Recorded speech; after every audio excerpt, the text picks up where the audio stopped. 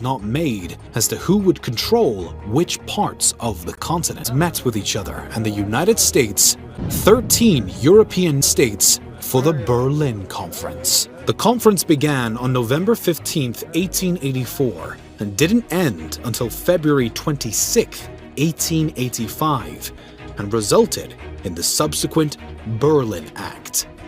The region of modern-day Congo that had already been occupied by the Belgians was confirmed to be under Belgian possession.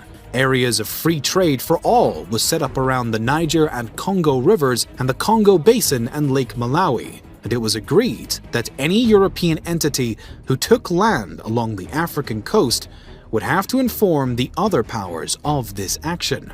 Now, the door was open for any and all of these imperial powers to start taking over the continent.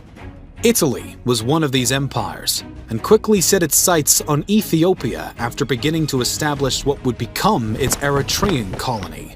Moving to expand this colony more, the Italians sent their Special Corps of Africa into the port town of Massawa, was at the time under the authority of the Ethiopian Empire in 1887. The latter initially sent a warning to the Italian officials that they were in violation of a treaty that had been signed between Ethiopia, known then as Abyssinia, Britain, and Egypt, but the warning was not heeded.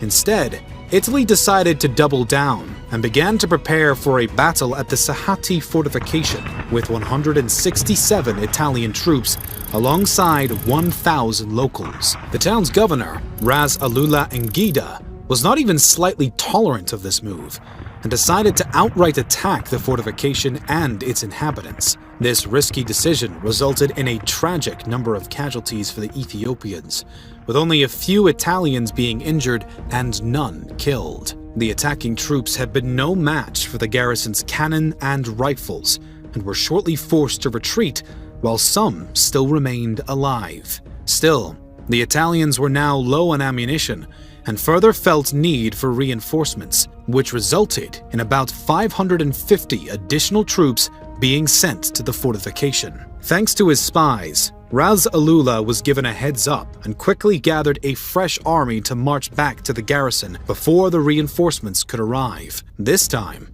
the Ethiopians greatly outnumbered the Italians, who still had superior weaponry but